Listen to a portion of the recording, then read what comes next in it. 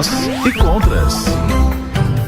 De volta com prós e contras, e para a gente fazer o debate, e nós temos como convidados o jurista e professor de Direito Ives Gandra Martins, a professora doutora em Direito Tributário Mary Elbe Queiroz e também o senador pelo Paraná, Oriovisto Guimarães. Sejam todos muito bem-vindos.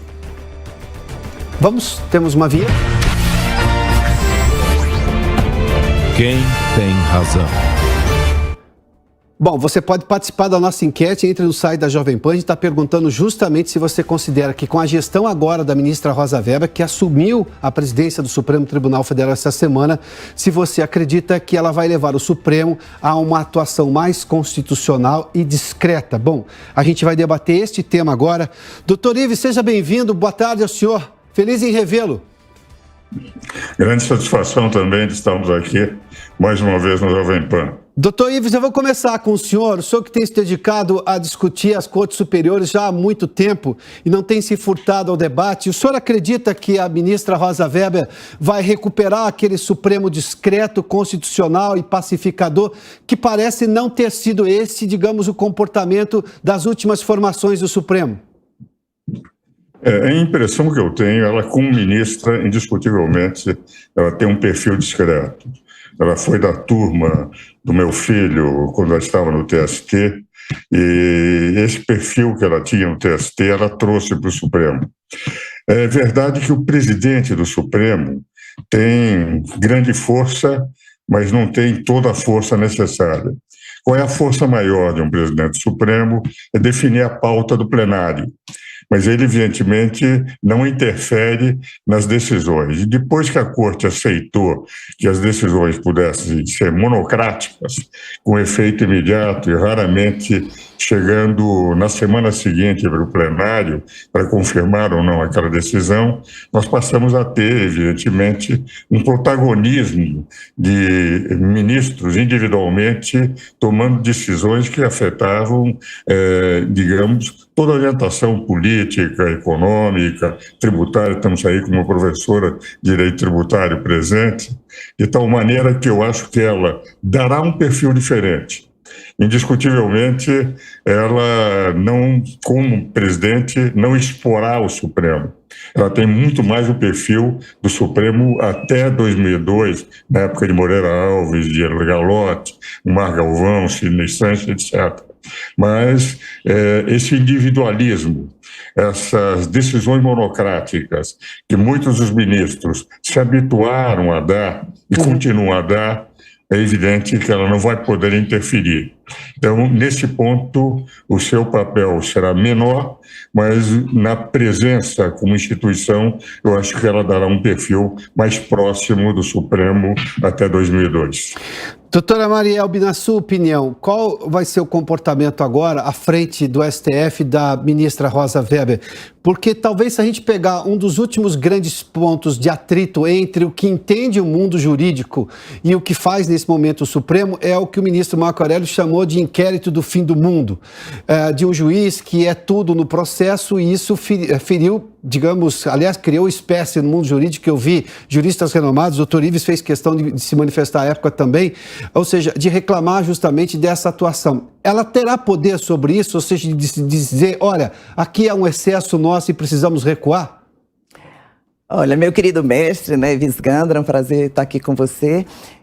Realmente a ministra Rosa Weber tem tido uma postura discreta, uma postura de mais bom senso, com muita calma, né? Então, eu acredito, bem disse o professor Ives, que pode ser que mude. Mas a gente tem que lembrar que os ministros do Supremo, cada um tem sua independência no que vota. Então, ela não vai poder interferir no conteúdo das decisões. A única coisa que ela tem é esse controle de pautar. Mas com relação a essa questão das decisões monocráticas, realmente fica a critério de cada ministro e não vai poder haver a interferência. Claro que a gente reconhece que nos últimos tempos está havendo um certo ativismo do Poder Judiciário como um todo, não é? Então está se decidindo o que eles acham que é realmente a justiça e alargando muito os conceitos da Constituição. Porque deve-se lembrar que a Constituição é quem dá o poder aos ministros e ao Supremo. E, particularmente, eu defendo, sobretudo, o Supremo Tribunal Federal como um poder, como órgão julgador, tem que ser respeitado sob pena de haver uma quebra institucional. Tá, senador Oriovisto Guimarães, seja bem-vindo do Podemos. Boa tarde ao senhor. Para eventuais excessos, espera-se que o Senado atue. Na sua opinião, o que é possível fazer diante deste caso? Tem havido uma reclamação em relação a posições do Supremo Tribunal Federal, o inquérito do fim do mundo, eu estou citando aqui, porque a frase é inclusive do ex-ministro Marco Aurélio Mello, né? Mas, enfim, diante do que nós estamos vendo, qual vai ser a posição do Senado, levando-se em conta agora que temos uma nova presidente na casa? Olha, Adalberto, primeiro deixe-me cumprimentar o doutor Ives Gandra, jurista a quem eu acompanho os artigos, os pronunciamentos pelos jornais e que muito admiro. Cumprimentar também a doutora Maria Elbe e a todos os nossos telespectadores. Eu acho que nós estamos discutindo a subjetividade da nova presidente. É uma tristeza para mim, enquanto legislador, enquanto membro do Senado, que nós possamos ficar na dependência da subjetividade da presidência do Supremo Tribunal Federal. É claro que a subjetividade está presente em todas as ações humanas, mas ela deveria ter uma importância muito menor. A objetividade da lei, a clareza das leis, a independência do nome do presidente deveria ser aquilo que nós estivéssemos procurando. Eu apresentei, assim que assumi o Senado, um projeto de emenda à Constituição para limitar e disciplinar as decisões monocráticas. Eu acho que o Supremo deveria falar pelo colegiado. Eu acho que o nosso sistema judiciário como um todo carece de reformas. Reformas que necessariamente terão que ser patrocinadas pelo Poder Legislativo. E acho que até em perfeita colaboração com o Poder Judiciário, ouvindo, sem dúvida, pessoas como as duas que estão aqui hoje, nos acompanhando, que têm muito a nos ensinar sobre o funcionamento do Judiciário. Mas eu me somo à maioria das pessoas, dos brasileiros, que veem, aliás, tem até um livro escrito sobre isso, né? Os 11, um livro que aparece o ministro com sua capa preta lá, na capa do livro, que foi escrito pelo Felipe Recondo e Luiz Weber, dois jornalistas que acompanharam a vida do Supremo durante muito tempo. Eu li esse livro há coisa de um ano atrás, e é realmente impressionante, são 11 ilhas. E até os advogados sabem disso, eles procuram fazer de tudo para que o processo caia com o ministro que vai dar a liminar, que tem a personalidade, que ele já sabe o gosto. Isso faz parte, é claro, das habilidades de um bom advogado. Mas nós precisamos mudar a regulamentação, nós precisamos mudar a lei, nós precisamos disciplinar as decisões monocráticas. Senão nós vamos continuar tendo espetáculos como esse, que eu considero absolutamente grotesco, em que o juiz é o juiz, é o acusador, é a vítima, é tudo ao mesmo tempo, não é? Então eu acho que certamente ela será uma pessoa mais discreta, mas nós não podemos discutir o sistema judiciário brasileiro com base em subjetividades, com base em características pessoais de um ou outro juiz. Nós deveríamos discutir a formatação legal segundo a qual ele funciona. Doutor Ives, então eu vou para uma questão objetiva que eu já fiz aqui a doutora Mary.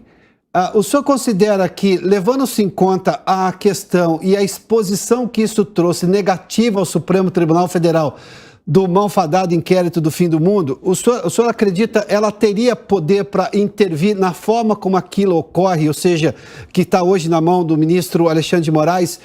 Como presidente, ela pode intervir nisso em preservação ao papel do Supremo ou não? Eu tenho a impressão que se eles não mudarem a forma de agir internamente, isso é difícil, porque esse inquérito de rigor, inclusive a abertura por eles mesmos, a meu ver, fere o artigo 129 da Constituição profundamente. Quando a Constituição diz que a ação penal é competência privativa do Ministério Público, e se o Ministério Público manda arquivar e eles não arquivam, É evidente que um inquérito que não dê ação penal, e ação penal só poderia ser feito pela Constituição através do Ministério Público, a meu ver, é uma atuação inconstitucional do Supremo. O Supremo se baseia num artigo do regimento interno anterior à Constituição e redigido pelo próprio Supremo e não pelo Legislativo. O que vale dizer, eles dizem que pelo artigo 43 do regimento eles podem, eles mesmos, fazer o processo. A meu ver, não podem, porque se o 129 é claríssimo em dizer que a competência é privativa do Ministério Público e o Ministério Público mandou arquivar, nós estamos vendo uma ação inconstitucional por parte da Suprema Corte. Agora, eu tenho a sensação, e meu caro senador Guimarães, eu estou aqui com a minha queridíssima amiga Marielbe, nós temos tantos trabalhos juntos, não é, Marielbe? Mas o dado, senador Guimarães, que eu acho é que há uma omissão do Poder Legislativo. E vou dizer por quê. O artigo 49, inciso 11, diz que cabe ao Poder Legislativo zelar pela sua competência legislativa. Ora, a competência legislativa de redigir a Constituição, de alterar por emendas constitucionais, é do Legislativo. Ora, quando o Ministério Público mesmo defende que tem que se cumprir o artigo 129, o Supremo se baseia num regimento interno anterior à Constituição, redigido por eles mesmos, zelar pela sua competência normativa é não permitir que o Supremo invada a sua competência. Quer dizer, há uma necessidade de se tomar um decreto legislativo, por exemplo, que não tem regulação dos artigos 59 ou 69, mas está escrito lá como competência exclusiva do Congresso Nacional. O Congresso Nacional poderia dizer, nas invasões de competência, essa instrução que nós temos que aplicar é isto, que, a meu ver, é o direito do Poder Legislativo. Nós temos a independência e a harmonia de poderes, que foi a grande conquista da Constituinte de 88. Nós antes tínhamos um poder dominando os outros, que era o Poder Executivo. Lutaram para ter, com competências exaustivamente definidas do artigo 44 a 135 para cada poder. Então eu tenho a sensação que se nós mudarmos essa maneira de ser do Supremo Tribunal Federal, que tem grandes juristas, mas eles estão flexibilizando demasiadamente a sua interpretação da Constituição, nós vamos continuar com decisões monocráticas, com invasões de competência do Legislativo, com invasões de competência do Executivo, com esse ativismo judicial que traz um desconforto não só para todo o povo, mas principalmente para nós, que advogamos, membros do Ministério Público, que nos sentimos desconfortáveis à falta de uma segurança jurídica decorrente das forças da Constituição. Doutora Marielbe, eu já volto à senhora, mas como o doutor Ives citou justamente a necessidade de uma resposta do Legislativo, eu vou primeiramente ao senador Oriovisto Guimarães.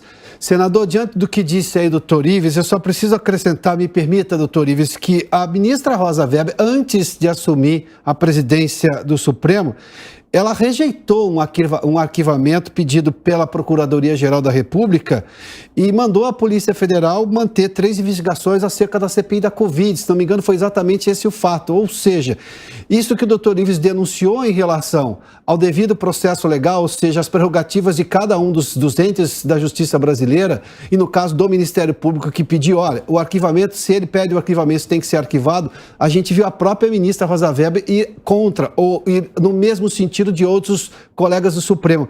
Na sua opinião, como é que o Senado reage a isso, olhando, obviamente, para a Constituição, que o doutor Ives descreveu aqui, o que a doutora Marielbe também fez menção?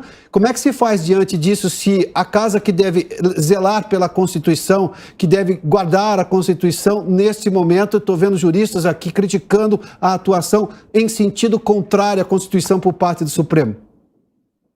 Adalberto, eu primeiro quero concordar 100% com tudo que o doutor Ives Gandra disse.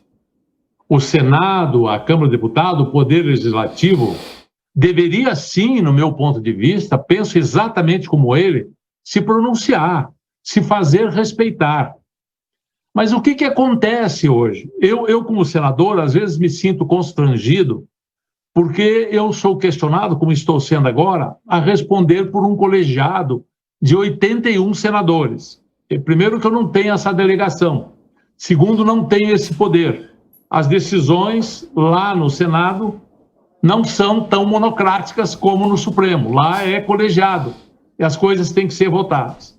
Todas as iniciativas que eu tive até hoje para colocar o Supremo no seu devido lugar, me permitam usar uma expressão mais simples, foram liminarmente rejeitadas, boicotadas. Eu tenho PECs, eu tenho projetos, por exemplo, prisão em segunda instância, regulamentação dessas decisões monocráticas, pedidos de impeachment de alguns ministros que tinham fundamento, sim, e que precisavam ser analisados, sim, são todos engavetados. Uhum. E aí fica, então, tem eu e mais uns 20 que queremos conversar sério com o Supremo. Queremos. E não conseguimos nada. E talvez, para te responder a sua pergunta, eu tenho que dizer o porquê do nosso fracasso. Por que nós não conseguimos?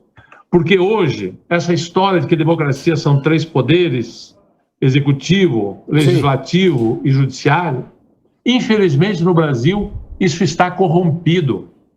Há uma ligação entre Senado e Supremo Tribunal Federal que eu já denunciei várias vezes, mas é uma coisa assim, não mexam comigo que eu não mexo com vocês. Todo e qualquer legislador desse país que tiver um processo no Supremo Tribunal Federal, graças a essa excrescência do foro privilegiado para mais de 50 mil pessoas, tudo que é de legislador, tudo que é de senador ou de deputado acaba no Supremo, esses parlamentares que têm processo lá podem ficar tranquilos, podem dormir sossegados. Mas isso é política de compadrio, não é, senador? Nada. Como? Isso é política de compadrio, o que afronta a lógica da divisão dos poderes e da convivência harmônica deles. Eu concordo com você também, é isso mesmo. Então, os processos contra parlamentares corruptos, ou não corruptos, enfim, qualquer processo contra parlamentar no Supremo simplesmente não andam. Uma ocasião eu fui conversar com um dos ministros do Supremo, meu amigo, que eu me permito não citar o nome aqui, e perguntei a ele, me diga, por que as coisas não andam? Ele me disse, olha, eu visto, porque foram feitas para não andar. Se eu fizer um processo, vem para um revisor, o revisor não tem prazo para entregar o voto dele e é para não funcionar. Doutor Ives e a doutora Marielba com certeza conhecem isso muito mais que eu, que sou engenheiro e economista de formação e não entendo nada do mundo do direito, muito menos ainda de como as coisas caminham nos nossos tribunais. Mas é evidente, por exemplo, quando eu propus, para te dar um exemplo, essa PEC que disciplinava, veja bem, não extinguia, mas disciplinava as decisões monocráticas, eu via colegas do meu lado, na hora da votação, eu tive 35 votos favoráveis e o restante votou contra. Uma PEC teria que ter muito mais votos para ser aprovada no Senado, depois teria que ir para a Câmara ainda. Mas eu escutava colegas do meu lado recebendo ligações de ministros do Supremo e orientando o voto. Foi a primeira vez, aliás, foi divertidíssimo em 2019, foi a primeira vez que o PT e o partido do presidente Bolsonaro, na ocasião, votaram de comum acordo contra essa PEC. Depois houveram tantas decisões monocráticas absurdas, prejudicando tanto o governo Bolsonaro, como prejudicando vários setores. Eu reapresentei a PEC, está parada hoje na CCJ do Senado. O senhor acredita que tem... não dá sinais de que vai colocar em votação. Senador, rapidamente, eu queria justamente perguntar isso antes de passar à doutora Marielba. O senhor acredita que agora vai avançar isso daí?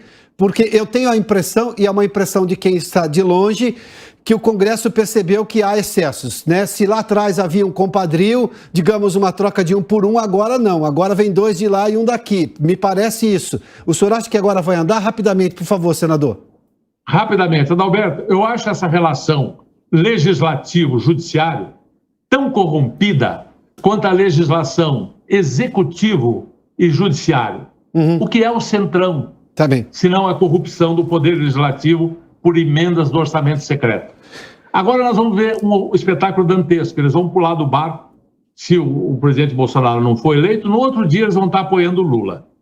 E se o povo brasileiro não renovar o poder legislativo em profundidade, essas coisas não vão se alterar. Doutora Marielbe, eu vou lhe fazer o questionamento sobre isso que nós estamos discutindo e vou só acrescentar. Eu tenho para mim que talvez das profissões mais ingratas hoje no Brasil deva ser a de professor de direito, porque uma coisa é o que ele tem que ensinar segundo a Constituição, a outra coisa é que o ministro do Supremo decide. Eu fico imaginando um aluno perguntando para ele, bom, o senhor me ensinou isso ontem, mas o ministro X votou de outra maneira. E aí? Bom, mas enfim, doutora, por gentileza.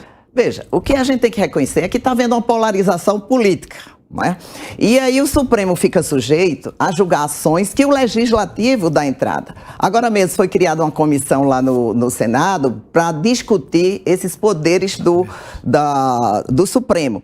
Veja, senador Data Máxima Venha, eu sou contra que exista uma lei, uma emenda constitucional para limitar os poderes do Supremo. Quando foi feita a Constituição de 88, os legisladores dessa Constituição optaram por um modelo. Salvo se houver um plebiscito que seja renovado o Supremo para mudar a Constituição como um todo, teria que permanecer. Então, na realidade, os ministros do Supremo, eles obedecem o que está na Constituição e alarga. Mas o que devia haver, ao invés de discutir os limites do Supremo, era exatamente juntar Judiciário, Executivo e Legislativo para discutir o Brasil.